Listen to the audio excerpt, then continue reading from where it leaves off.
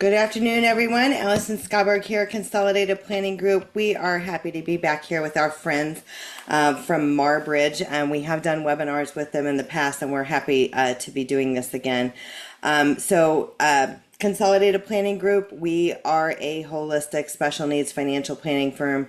You may have been attending our webinars for years, and if you have, thank you. We are glad that you come back and that the content is valuable to you and your family. If you're joining us for the first time, welcome. We are certainly glad you're here.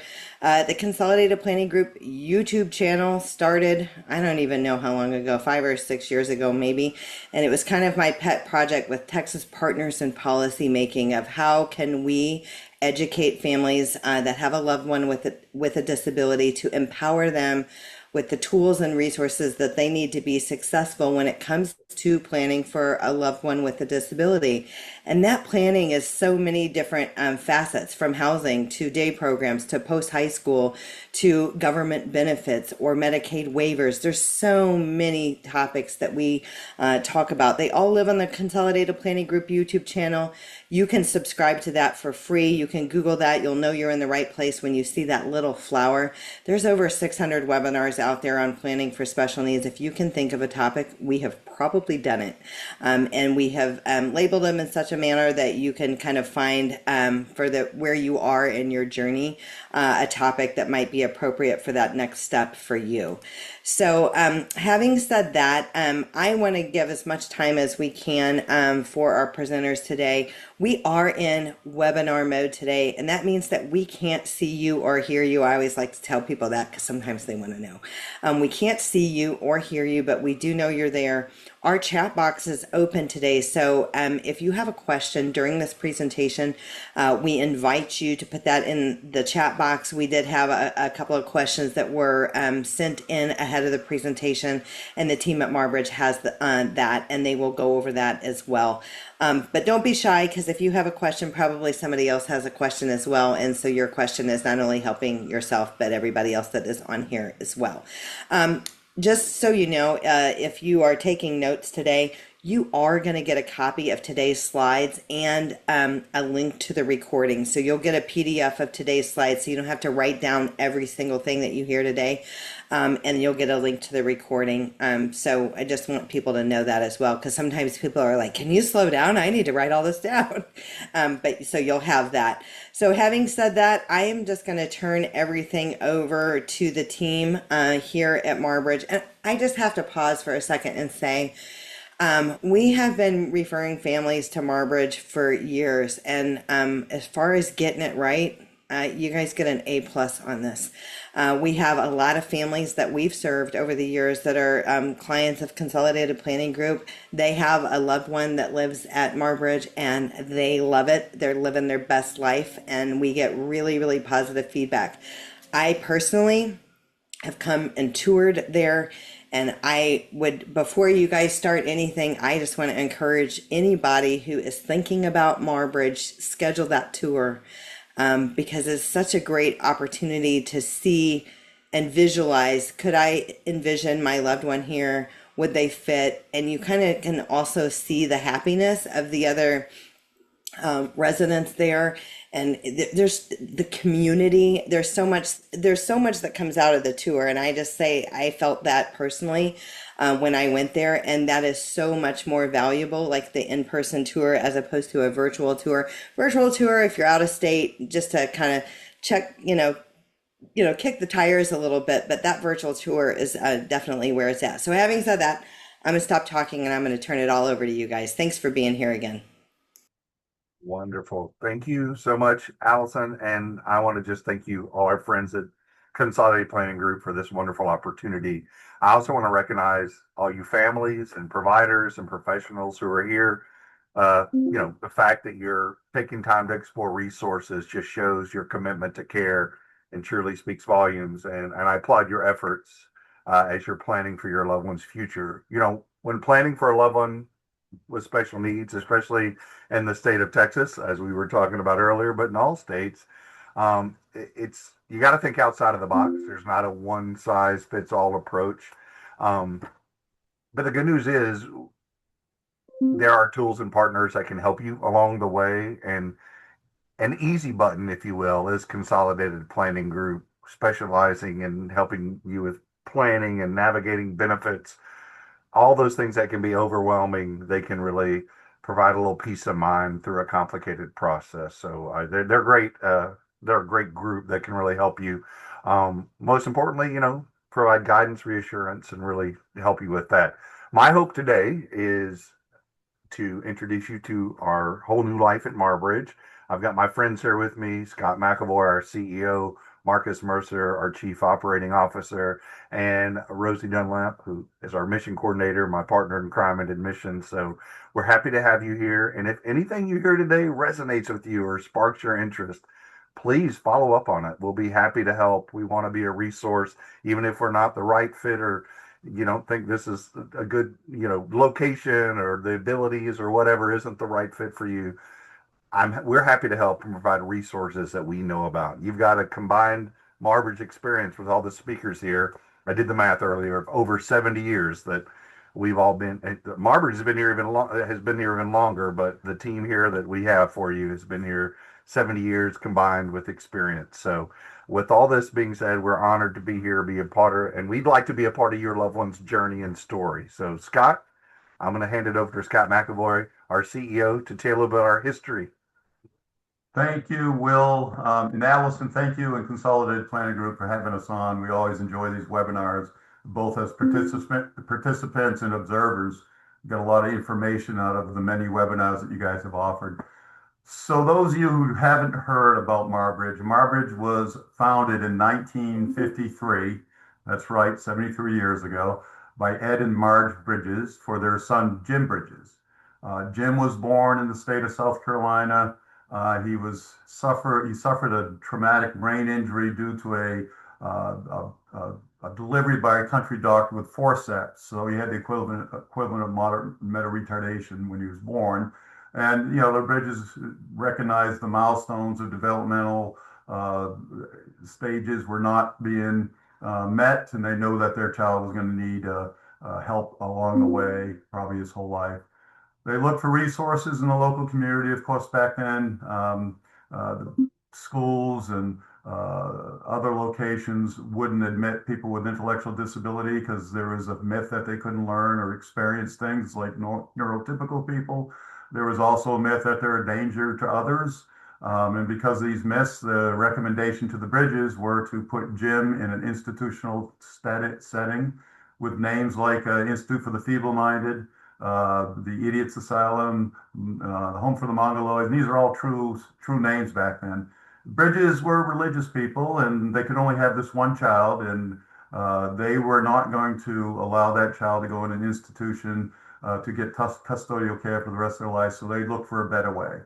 In their journey throughout Jim's young life, there is nothing they found that would meet his needs. So they provided and cobbled together educational opportunities for him. Fast forward to Jim as a young adult, late teenager. They had ended up moving to Austin, Texas. Ed was in the furniture business, and he opened up a business here in Austin. The business grew. They did quite well. They acquired some acreage in the city of Austin. And because of their search across the country for a place that they thought could help Jim be as independent as his current abilities allowed, they couldn't find anything, so they decided to build their own community. And again, in 53, they founded Marbridge. After trading 15 acres in the most expensive part of Austin to 80 acres in the suburbs, back then it was a farm and ranch. And so they decided to create a farm and ranch training program for Jim and people like Jim. They taught them how to till the fields here. They had a dairy farm. They produced eggs and sold eggs, and they had cattle, and they slaughter the cattle and sell the meat. But the main purpose was teaching folks with intellectual disability how to be independent as their abilities allow, and help make them wage earning citizens and not burden on society. So Marbridge grew over time. It got a lot of notoriety nationwide because they basically were creating a program that no one else was trying. They'd get people more independent and get them employed. So today we have 200 acres. We have 3 care communities. We serve 275 intellectually disabled adults. We have almost 300 staff, 400 volunteers, a $22 million budget, and we all serve the founding mission of basically helping people with intellectual disabilities be as independent as their abilities allow. So it's all person-centered care. And the three care communities of the Marbridge Ranch, these are folks that need a little more assistance and help. They can't go in a larger community, don't have the capacity yet. Our goal is to train them to be more independent. The Marbridge Village is our most independent community. These folks do go out in the community. A lot of them work in the community. We have many partners out in the community. And then the Marbridge Villa in the 80s, when Jim was aging in place, they were worried to put him in a regular skilled nursing home because they didn't know if they could treat him right. They thought that, their behaviors would be not because of intellectual disability, but because of psychiatric problem. They might medicate them. So they built their own nursing home here on campus of Marbridge Villa. And that's all surrounded with training, education, support. And what I'm going to do is I'm going to go back to Will, and he's going to describe two of the care communities, the ranch and the village. All right. Thank you, Scott. I also, the name Marbridge comes from the matriarch, Marge Bridges, the mom. When I started here, she was kind of my second round of interviews. So happy belated Mother's Day to all the moms out there. We know you wear many hats. You're pharmacists, dietitians, Lyft drivers, bankers, activity coordinators for all you do to support your loved one. You are appreciated. So yes, we have the first of our we have two assisted living communities. Those are the ranch and the village. Both are licensed by Health and Human Services as Type A assisted living. The basic requirements for admission would be at least 18 years or older, a primary diagnosis of IDD such as autism, Williams syndrome, Down syndrome, just a wide range of diagnoses that we see. Independent in your daily living skills, bathing, grooming, dressing, toileting, feeding. There are some differences in housekeeping expectations, and laundry, depending on the individual's needs. We try to meet them where they are and make sure they're in the right fit so they can learn and become more independent.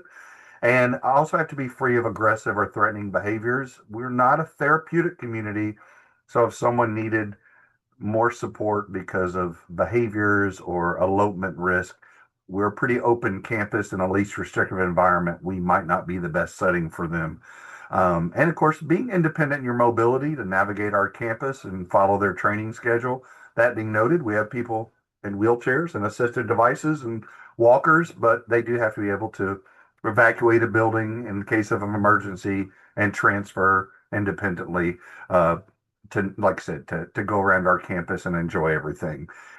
So services that are provided at both our 24-hour awake staff supervision. We don't have house parents that live on campus. We have morning shift, afternoon, overnight, and weekend staff. So there's always somebody awake to monitor and do checks. We provide 3 meals a day and a snack with a licensed and registered dietitian. Breakfast, lunch, dinner, all it's very good. And of course, they go off campus. Weekly and monthly activities offered both on and off campus. We do Special Olympics year round, resident employment, both on and off campus. We have resident employment coordinators that can help assist your loved ones. The rooms have Wi-Fi and cable. People bring iPads and video games. We have a facilities crew for maintenance needs. Each assisted living also has a registered nurse. Now, it's not for medical treatment, but just for oversight.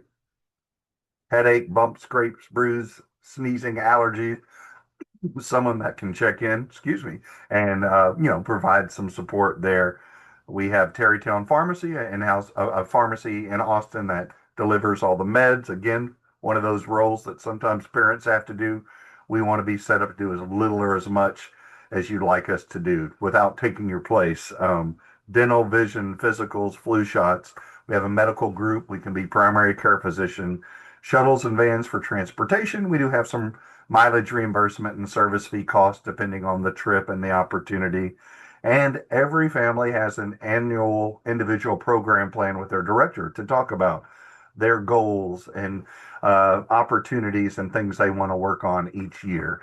So those are kind of uniform services at both.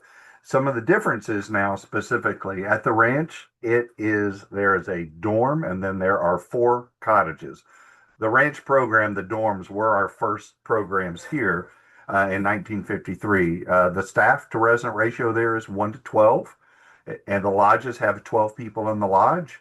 They're two-person suites, so each person has their own room. They just share a suite with someone else and a bathroom. Dorms are kind of like college dorms, two people to a room, although much nicer and more room than any dorm I had at Stephen F. Austin State University.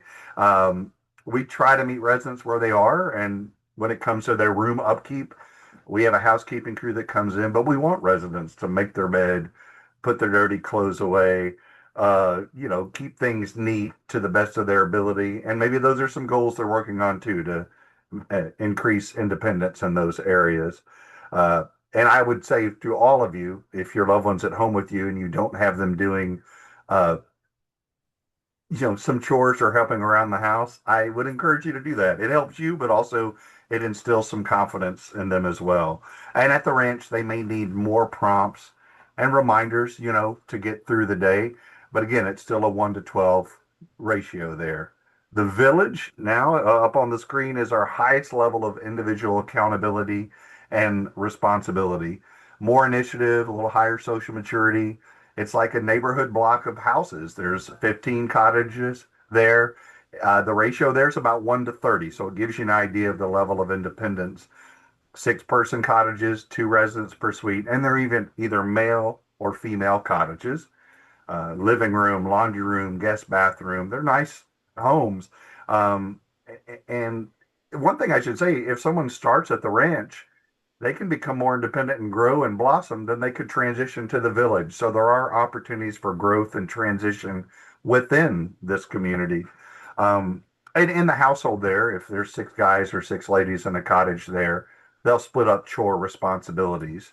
Um, and if you live at the ranch or the village, the two assisted living programs, you're going to participate in our T&E program, which is our activities training based on hobbies and interests and areas for improvement.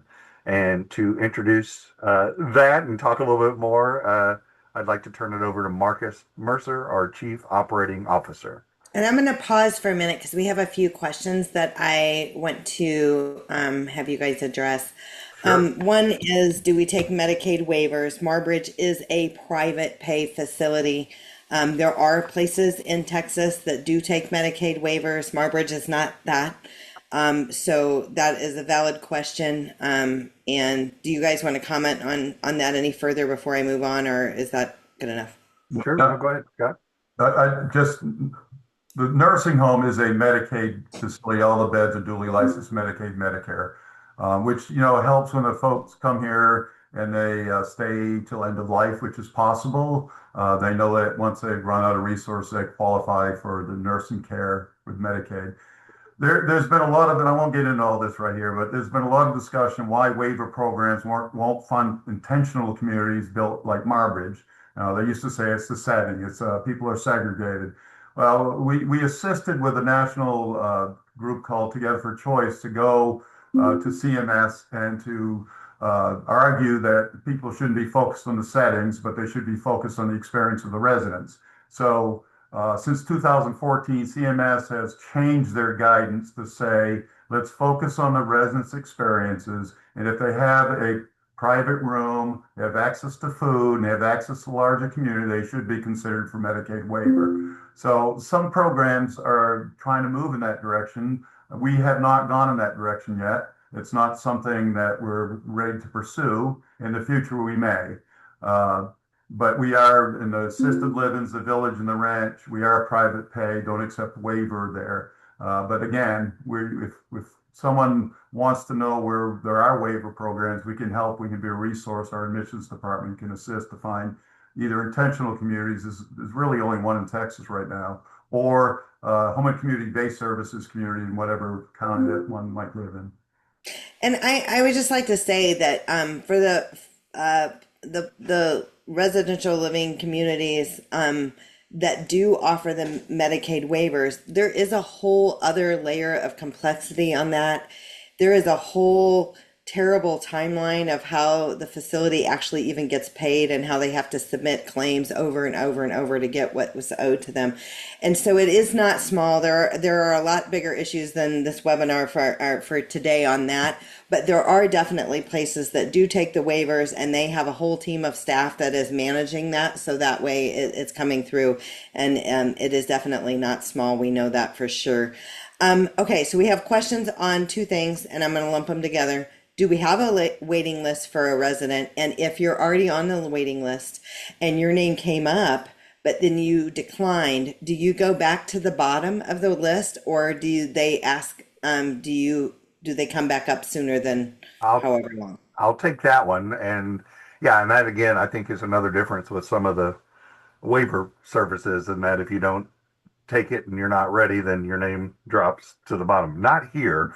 Well, and Rosie Dunlap, our my admissions coordinator, is gonna talk a little bit more about our admission process. But if someone goes through that, is accepted for admission and placed on our waiting list, if we don't have availability for them to move in, then no, they're not going to be dropped from our list. In fact, about 2 years ago, we had a spot that came up for a male that was on our waiting list, called the family, and they were like, "We're thrilled, but right now we're just not ready. We have some other kids that are about to graduate from college." And so then there was a guy right beside them, and the family behind them that was ready. So I asked that first family, they said, "Please go to the next family." And that family was able to move in from out of state, was very excited. And then just a few short months later, that family that was ahead of them, it was able to move in. It worked out with their timing. So nope, we will always contact that person first, but you won't be kicked off our list or dropped to the bottom for our assisted livings. At the skilled nursing, which Marcus is going to talk about here in a little bit as well, it's a little bit different. There, it's not so much linear, it's based on the level of care and nursing needs that the individual has. Okay, so we have several questions, and I want us to get through the slides today about functionality, like what ADLs are necessary, and for people that don't know, activities of daily living, that's feeding oneself, getting in and out of bed, toileting, transferring, bathing, what ADLs would be necessary to live at the ranch. And I think Rosie is going to cover a little bit more about like what are acceptable versus non-acceptable, like what is a good fit for Marbridge. She's going to talk about that, and so you can kind of hit on that question. We answered the do you accept the waiver? So we've got questions which we'll save to the end as far as the how much is private pay. You guys can give a range on that. Sure. And then about how long is the wait list. So having said that, I'm going to turn it back to Rosie, and we're gonna weave in and out of those questions because those are all great questions. And I think some of the slides are going to cover that. We're actually going to go to Marcus next. Oh, I'm sorry, Marcus, and All then right. Rosie. No worries at all. As Scott and Will have already said, thank you all for joining us today, and Allison, thank you for continuing to host us. I'm going to tell you a little bit about TNE as well as the Villa. And what TNE stands for, I have to remember our lingo. What you'll see is training education, but we actually just rebranded it here recently, in which TNE stands for training, education, employment, and experiences. And the reason for that is because we think about the journey for our residents, as you know, over the 70 plus years that we've been here. We have residents who've been here for 60 plus years. We have residents who've been here for less than a year, and that experience coming in Marbridge is going to vary from individual to individual. Scott gave you that history of how Marbridge came to be. So this is where T&E becomes very important, because everything that we do is based off of every person's, the thought that every person has purpose, and has the capacity to participate. The program, the T&E program, focuses on what we call ACT, Ability Centered Training. And that is also from the theory of multiple intelligences. In the theory of multiple intelligence, everyone has a strength, and the onus is on us to find out what that strength is and where it can best be applied. So in this theory, we've built a catalog within our program of classes that are built around 8 essential areas: music, body, people, word, logic, nature, self, and pictures. The classes and that catalog, it rotates from semester to semester. And so I'll tell you a little more about that build up. But before I do it, Training typically is our continual lifelong learning with ADL, social skills, health and wellness, and these pieces that we can always fine tune in every individual and ourselves, in fact. Experience is our ability to identify opportunities to be a part of the larger community. So going back to the Bridges' original mission and the thought with their son as well as the others, it's not a matter of just creating this bubble and this space that loved ones live in, but they can thrive in and also apply that in the greater community. So here, our residents have been a staple of the greater community, and residents who travel can tell you they're rock stars. They are superstars everywhere. And their loved ones, when they come home, they're itching to come back because they have other obligations and things they want to be a part of, the sense of community. Enrichment is really, from a holistic standpoint, the whole person, the well-being that covers, in a sense, all the domains, 5 domains, whether it's spiritual, physical, intellectual, emotional, and the physical component. By 10 o'clock on a given day, you'll have a resident here who will run up to you and tell you that they've already got 9,000 steps in a day. Not because it's a competition, but because they're on the move on a regular basis. And then the last E is employment. Our belief is that everyone has the opportunity for meaningful employment if that's their goal.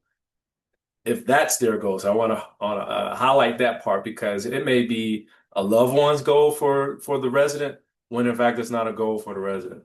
We really want to emphasize what that is for that person and ensure that we line them up in the best way possible, because if they do attain employment here on campus, it could very well be in the greater community, in the greater Austin area. We have about 20 plus partners. When they maintain that employment, it's without a job coach, and it's competitive. And our role there is to support them in maintaining those skills to keep employment. We have employment opportunities here on campus as well if they're not quite ready to obtain that. But the whole point is that if someone has a desire to do it, they have every right, and we want to be able to support them and be successful in that endeavor. Going back to the program, it's not like a traditional activity calendar that you might see in similar settings. Our program operates over 3 semesters. And in those 3 semesters, there are breaks. Activities don't stop, but the scheduling of what I'm going to say classes do take a break. And the classes are built off of residents' interests. And so at the start of every semester, residents get an opportunity to communicate what they'd like to take, in addition to what their goals are, which are established in each of their communities at the ranch or the village. The classes that they take are 4 70-minute blocks every day, or Monday through Friday throughout the course of the day. So it's pretty busy if they're not already working or participating in Special Olympics. And this is more specific to the ranch and the village, as when I talk about the villa has another enrichment opportunity, but we do have some residents that do participate as they transition to the villa from the ranch or the village. And the communities will lead activities and opportunities to continue this on the weekends and the evenings, in addition to what the T&E team does during the course of the week. So I'll tell you a little bit about the villa. The villa is a licensed skilled nursing facility that provides individualized medical, rehabilitative, dietary, social, and spiritual services. Our villa provides a safe, loving environment for up to 90 adults with IDD who cannot care for themselves. And today our census is about 85. The building and the space itself is 43 years old. No, about 44, I should say, as it was built in 82. And the eligibility for the villa is that residents are at least 18 years of age. You'll find that there's a diversity in all the diagnoses for our residents, but they have a need of physical assistance with ADLs, as Allison gave that definition of ADLs, in need of medical care provided by a registered licensed or CNA staff. They meet requirements for pre-admission screening and resident review. They're free of aggressive and threatening behaviors and have no serious psychiatric and mental health conditions. For the other highlight to tell you is that we're fortunate that we have an on-site rehab and habilitation team. And going back to the programming of T&E, our enrichment team at the villa, we don't have just one, but we have 2 full-time enrichment coordinators to kind of ensure that there's activities and opportunities through the course of the entire week and in the evenings And we also have a sensorium. And I know that's not something that a lot of places have, but we're very fortunate to have it. Um, our residents at our villa is not like your typical skilled nursing facility. They are out and about. And so that theme of staying involved in the greater community continues at the villa. As our residents are out at concerts and ballparks and games, they're not limited just because of physical disabilities or that their needs are higher. In fact, they're involved in hippotherapy, and I mean, the list continues to go on. You said something and that I don't know. I think you said sensorium or something. Can you tell everybody what that is? And sorry, I Yeah, don't know that. no worries. So when you think of a sensorium, a sensory room, I think the technical term is snoozling room, Snoezlan. That's out of Europe. But the whole thing behind a sensory room is when you think of all these things that stimulate us, that doesn't change just because a person's ability to communicate, articulate, or initiate that. And so the Villa team has taken that to the next level and providing a space where you can just get lost in engaging in different senses, whether it's fiber optic lights or whether it's bubble machines or if it's something visual. It became a great tool for residents who might not be able to traditionally participate in group settings, as well as a space for our rehab team to do some intentional things with residents in a one-on-one space. If that answers that question, Allison. One thing that I love about this and that I have shared with families in the past is that, and I probably am not saying this as eloquently as I could, but that when you send your loved one there, they can actually live there and die there, meaning that person that's been there 60 years. And and when I say that in the most positive way because one day we're gone. And our loved ones don't like change. They don't do well with change. And what a lot of these places all across the US, not just in Texas, it's everything is fine and good until your loved one is not well anymore. And as we age and as we get older, we tend to have more health things that come up. And so I think it's huge and not small at all that they have the ability as their care graduates to graduate to the next level of care at Marbridge. And there's not very many places that do that. And some people are asking about the average ages, and I think it was a specific thing, but I would just say, can we just talk about the age range of each of the options at Marbridge in general? Yeah, so that's a great segue because I was going to go there. So thank you for teeing that up for me, Allison. Um, So Scott mentioned that about our licensing. So it's Medicare, Medicaid at the Villa, dually licensed. The other two communities being private pay. We have that ability for a continuum of care to where if needs change, residents can continue to stay on campus. The private pay component, there may be a financial aspect that we navigate and work through, but the hope is that someone can stay on campus versus hitting that barrier of what happens when my loved one needs more care, and they can transition into the villa. All three of the communities, the range, and the youngest resident may be 18, and the oldest is in their mid 90s. And so you talk about the longevity. Right now, the average age at the villa is about 56, where I think the oldest person is 92, if I'm not mistaken. And so it's broad. So again, going back over to the ranch and the village, just because you've gotten older doesn't necessarily mean you have to move over to the villa. And the villa is not your typical older person's home. In fact, it's very young. As I mentioned, the average age, or the last average that I saw in it was about 56. Going from there, I'll tell you with tenure, with team members, when you talk about continuity, I have a team member who just celebrated 30 years at the villa, at the skilled nursing facility. And so that's another unique piece that I can say about any three of the communities where we have team members who've been here for less than a year, several weeks, up to 15, 20, and up to 30 years, which also helps us out. And having that continuum of care, Marbridge is one of three in the United States that, with the skilled nursing facility, ourselves, another community in Illinois, and another community in Swaney, Georgia. But we are Texas's only IDD nursing facility. Our villa is the state's only nursing facility for individuals with IDD.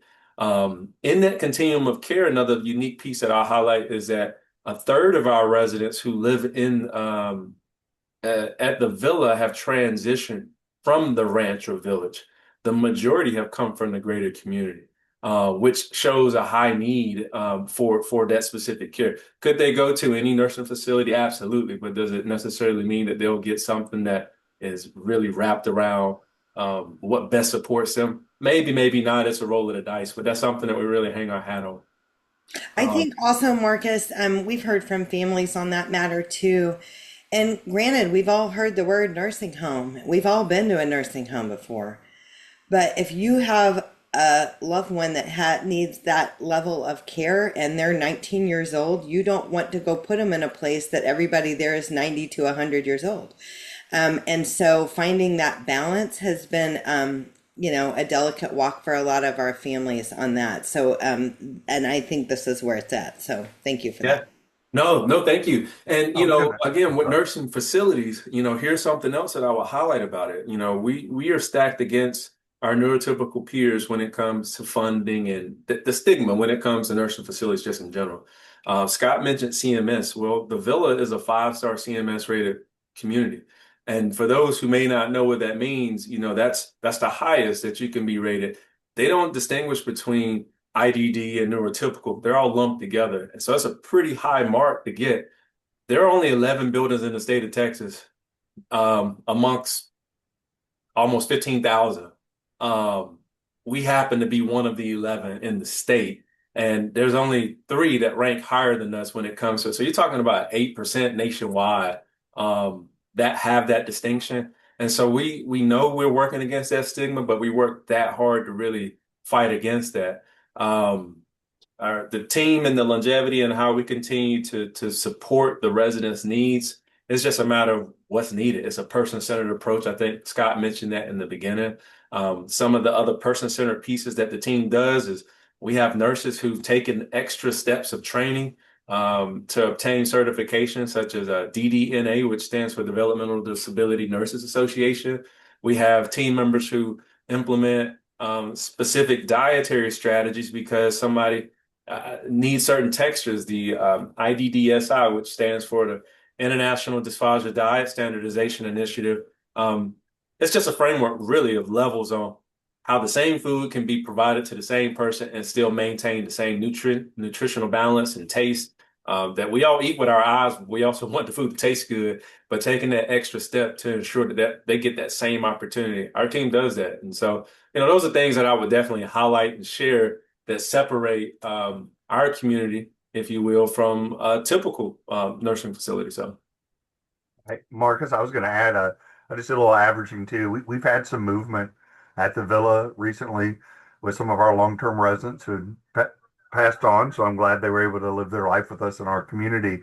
But our most recent admissions, our average age has been 38, including youngest being 22 and oldest being 75. And again, they all have some sort of IDD diagnosis. So I say it's a little more rowdy and active than it's not your grandma's nursing home. How about that? Let's just say it's a pretty active place. yeah. So that's what I have regarding TNE and the villa, and happy to continue to answer questions as they pop up and you field them, Allison. But I think this is where I hand it over to Rosie to tell you a little bit about summer camp as well as the admissions process. All right. Thank you, everybody, for coming and learning about Marbridge today. I'd just like to start by saying if you have any specific questions that don't get answered today, please feel free to reach out to Will or myself. We are here to answer questions, to guide you, to learn more about your loved one, direct you towards other resources. So please just reach out. Feel free to call us, email us, whatever works best for you. We're here. I'm going to talk a little bit about summer camp first, and then I will get into our admissions process and some of our admissions criteria, which I know has come up.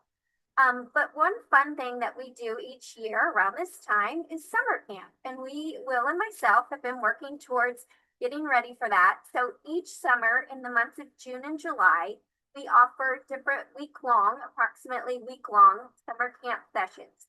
It's really a great way to kind of get a feel for Marbridge. If your loved one has an interest in living here in the future, or just wants to become a little more familiar with the community setting, perhaps just have a fun week away from home.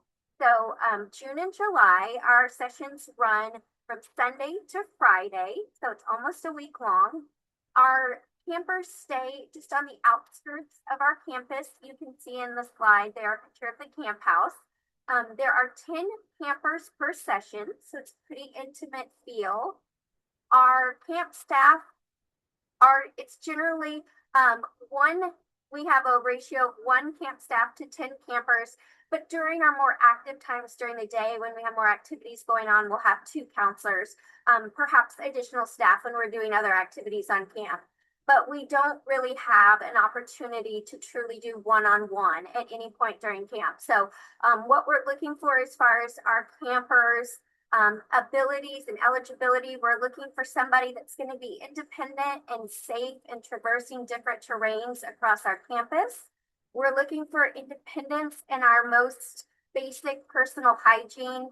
So ability to independently shower, dress, feed, and toilet oneself. We do prompts and reminders, but we are looking for independence in those areas. And our campers are participating in an active daily schedule, so able to keep up with a pretty active day. We do fun classes on campus. Some of the things that Marcus was describing. We'll do an equine class. I know that was the question that came up. If we had an equine program, we do. We'll do a music class. We do art. We do sports and games in our wonderful gym. And we just added a new sports court on our campus, so I know that's going to get used as well. We have a pool. We'll do some swimming.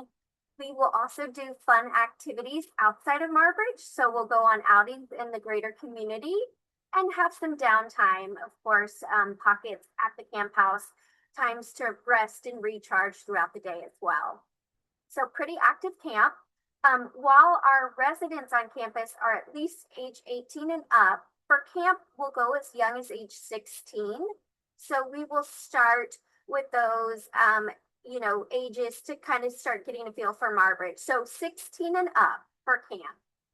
And we are full, but just know in the future, applications for camp go up on our website in February. We do have limited spaces, 10 campers per session, about 60 campers overall. So we do fill pretty quickly, but you're always welcome to inquire about getting added to a wait list if any changes occur, if anybody drops out of camp. So just call us, email us, like I said. This year, our camp fee is $1,200. We do evaluate that each year. Third-party payers can be worked with if your agency is willing to work with us. So we can talk more about that as well. And as I mentioned before, we feel like camp is a really great starting point for folks that want to learn more about Marbridge, perhaps explore the possibility of future admission. We have some campers that will never live here, and that is totally fine. But we have a lot of campers that become familiar with us, and then their transition to residency is that much smoother. They know campus, they know staff, they know residents here, and so we think it's a really great way to start that process. So again, just reach out to Will and I to learn all things Marbridge Summer Camp. So I want to talk about that transition. That transition word is a word we use all the time, right? But how do they get acclimated? Dipping their toe in. Some places offer like where they could come for a day or two. I don't know how long, however long, every place is different, to where they could try it to see if this is something or fit for them, and then the acclimation process. So can you guys just talk about that a little bit in general, not just this summer camp, as you mentioned, is a great way to dip your toe in to begin with. And it's kind of the next step transition is kind of cool after the summer camp. But talk about the acclimation process otherwise for a new resident. Sure. So I will talk about the admission process, and I'll just go ahead and answer the acclimation. So when a new resident does move in, they are, from the onset of move-in, they already have their individualized schedule created, and they are going, from move-in day, they're getting settled, but they are getting to meet their peers, they're getting involved in activities, they're getting a tour around campus, and they are just jumping into a pretty busy, individualized schedule of activity. So we want our new residents to feel welcome and acclimated through staff assistance guidance. We do a lot of buddying up with peers as well. We have the most wonderfully welcoming residents. I always say, of course, we have good days and bad days on this campus, but our residents are so welcoming and really do a wonderful job of helping their new friends, their fellow residents move in and settle, along with our staff guiding those new residents throughout their schedule and their days and what the policies and processes look like at Marbridge. I'll take a step back real quick and kind of talk a little bit more about the admissions process in general, kind of the steps there. The first step is just inquire, reach out to us, Will and I specifically. We do tours individually throughout the week, Monday through Friday, based on our availability. So if you call us or send us an email, we can start answering your questions. We can learn more about your loved one. We can try to figure out if we think we might be a fit, and then help you set up a tour, which really is a necessary step to come and learn, see us firsthand, meet residents, meet some staff, and for us to see your loved one and for them to see campus as well. So inquire with us, come and take a tour. And then from there, if we feel like it's a good fit, we're going to give you an application. We have a slightly different application for our villa or licensed skilled nursing than we do for the two assisted living communities, the ranch and the village. So we make sure to give you the proper application and help you go through that process. It's really a chance for us to learn more about your loved one, the care details, the goals that you guys may have as a family, as well as the individual themselves, what your family's envisioning. And then again, like I said, specific things that are important, their interests, things that motivate them, things that might be frustrating. How do we understand what this is going to look like and best support that individual? So that's a great part of the process is the application itself. There is, for our assisted living side, a financial component. We are private pay, and I know somebody asked earlier about the actual cost. Right now, today, we're approximately $4,500 per month. We do have typically an annual increase, and our fiscal year actually starts in the summertime. So don't be surprised, if you inquire with us in a couple months if that price has changed. But $4,500 a month right now today at the ranch and the village communities. So I mentioned a financial component of the admission process. We want families to understand the cost and have a plan to afford the amount of time that you seek your loved one to live here. And I will just say, Allison and her team at Consolidated Planning Group is a wonderful resource and a group that can help families with this, help understanding the cost, the long-term impact, and how to plan for that. So we do want families, again, to be aware of that. The villa is licensed and funded differently. We do accept private pay there, but the majority of our residents are funded through long-term Medicaid.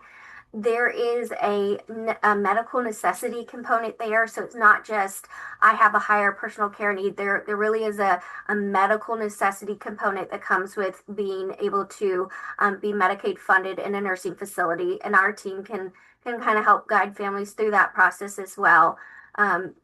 And I know also it was mentioned in I think the pre-comment questions about scholarships. So I will just say we do not have scholarships available for incoming residents. What we do here on this campus is a focus on benevolent care. Being around for over 70 years, we've had residents that have lived here 30, 40, 50, 60 plus years.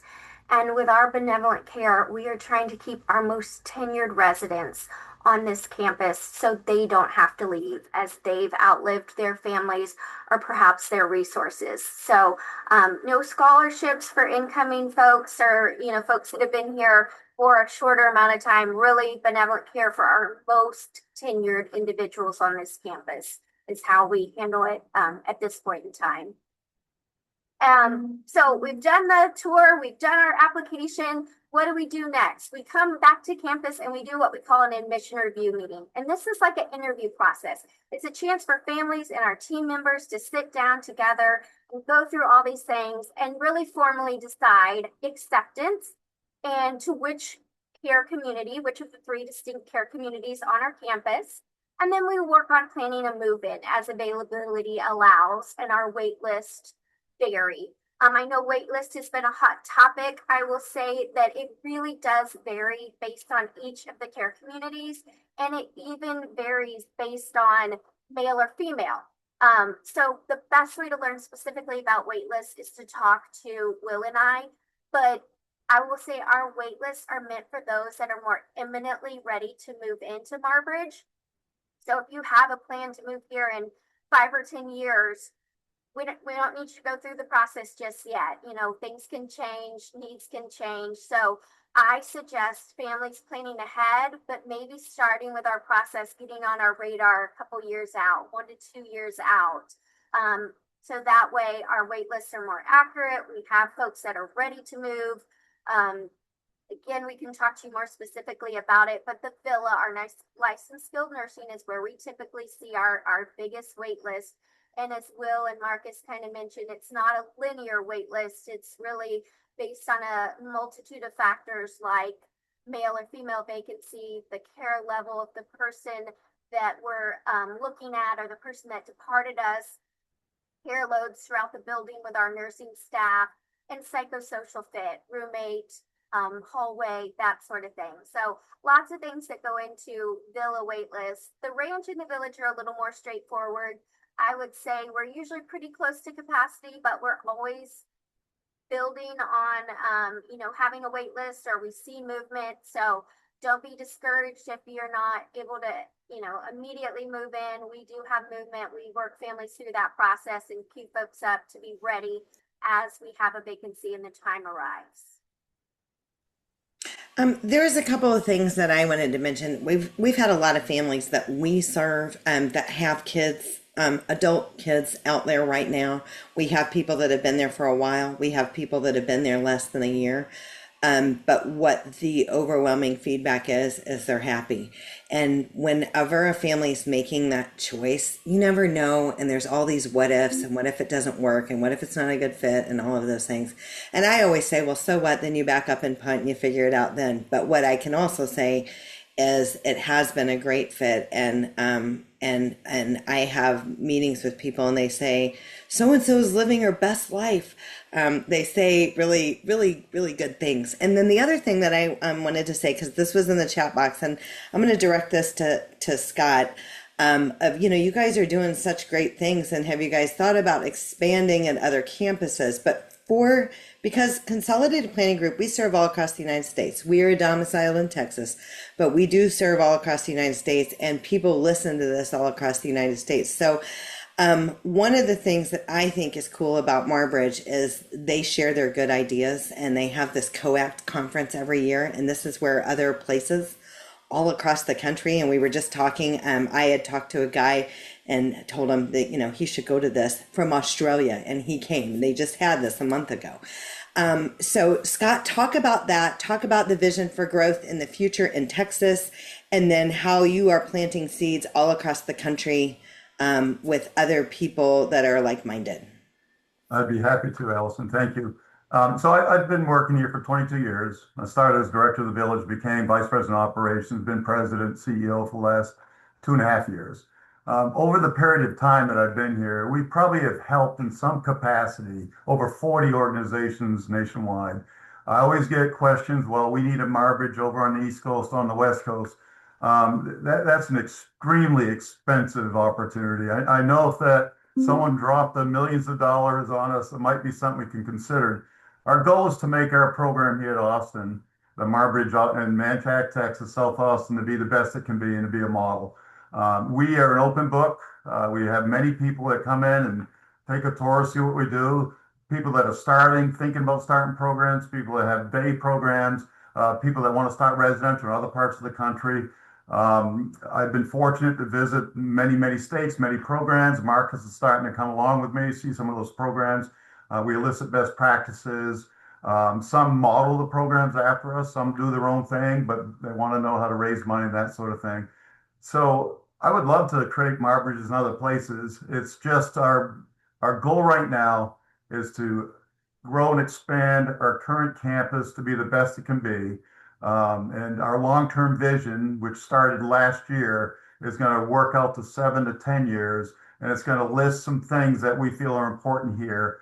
Things like we want an education building that serves as a welcome center, serves as a kind of a parking spot for our community partners. We have ACC doing classes on campus in our chapel. We want a place to do it that's more appropriate. We want a better spot for our residents to learn and experience things. We want a welcome center where right now, we're the oldest building on campus next to the nursing. Well, no, it's the oldest building now, is our administration building, which we don't mind that. And it shows you where we put our money if the administration building is the oldest and most run down.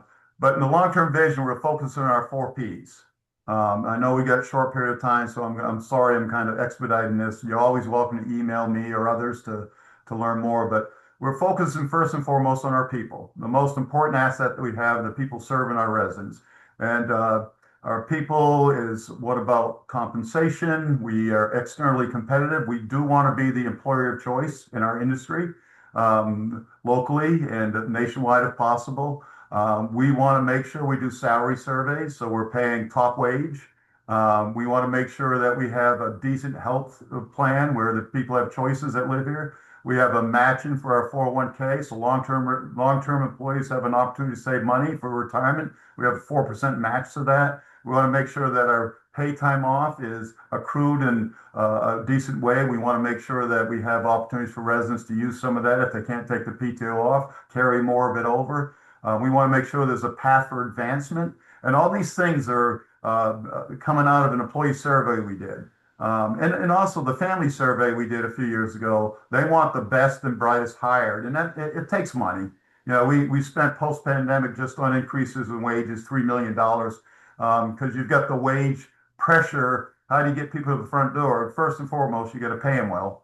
Then secondly, once you start increasing those wages for people starting, you get the wage compression where you have to increase everyone's wages. So it's all relative. So we want to be externally competitive in our salaries. We want to be internally comparable. We want to have opportunities for advancement. Our direct support professionals can be supervisors, can be assistant directors, can be directors. We all 4 of us that we sit here today, we can talk about we were promoted from within. And we want to continue those opportunities. The other piece, partners. We want to have people in the community. University of Texas, Texas State University, Central Texas Autism Center, et cetera, et cetera. Partners to us to collaborate on ideas to help support meeting the needs of the residents that we serve. We want programs to be, as Marcus mentioned earlier, we want them to be as expansive and person-centered and representative of the best practices in the community. We're going to continue to work at that. And the last is projects. We want to make sure that our buildings are appropriate. We want to make sure that we add buildings. There's a plan to add 42 to 70 beds over the next 7 years to increase our capacity to serve folks that really want to come here. And again, all this takes money. So volunteer, and first and foremost, our partners are volunteers. We have 400 volunteers. You can go to marbridge.org to see who you can reach out to and what volunteer opportunities we have. We have people that are mentors of our residents. We have people that work with our Special Olympics team. We have folks that work in the landscape crew. We have folks that lead activities. We have folks that work within our classrooms as assistants. There's a lot of different opportunities, both individual and group. When I talk about our long-term vision, the things we want to do, it takes an investment. And so the investment comes from our development team. We have a 5-person development team. We have an operational deficit that our board has approved, always been one since I've been here. We never had to reduce staffing. We always want to keep our care where it needs to be and improving salaries of those providing the care and those that supervise them. So we have to raise about $4.5 million a year for operational costs. And above and beyond that, we look at raising money for capital. We're going to have a big capital fundraising campaign coming up in the next year or two. We're going to start that. To build that large building I'm talking about, to improve our landscape, and to add residential buildings. We're creating business enterprise in the front of our property to bring on partners that will be long-term leasees, like restaurants. that would be mission centric, offer a place for our residents to work, offer us revenue. We're looking at ways to use our facilities for the community. We're looking at all the possibilities. I know there was a comment about serving a lower functioning client. We're looking at that too. We recognize that we can't serve everybody. And when I talk to new people that are opening facilities, that's the first thing I tell them. Figure out who you want to serve, do that well, and then as years go on, expand it to offer more. I know we're coming to the end of time. I want to give opportunities for questions, so I'll stop there. And if you want to look at development opportunities, today is our 24-hour day of giving, ends at 6 p.m. You go on a website, marbridge.org, and you have an opportunity if you feel it in your heart to donate or look at volunteer opportunities, please do. Thank you. I would just like to say thank you and thank you for nailing it and always doing a great job. And again, I encourage everybody, go take a tour, reach out to Rosie, kind of see what this might look like for you. And again, if this may not be a fit for you for whatever the reasons are, maybe it's just not a good fit, or maybe your loved one has greater needs than what can be served there. But ask, because they are going to, they are going to share with you other places that you can go and that you can tour. It is harder if you have a kid that has aggressive behaviors, they're a threat to themselves or others. It's difficult. If you have a child who is completely full care, they're on a ventilator, other things, not independent with ADLs, it makes it more difficult, but it is not impossible. And these folks have a lot of ideas, and they do know where you could get more resources or find a place that might be a good fit. It might not be Marbridge, but they have some ideas because they've definitely talked to families like yours as well. So anyway, thank you everyone for being here today. It's been a pleasure. Everybody's going to get a copy of today's slides and a link to the recording. And thank you again for joining us today and sharing about Marbridge, and we'll look forward to partnering with you again soon. Thanks, everyone. Thank you, everybody. Bye now.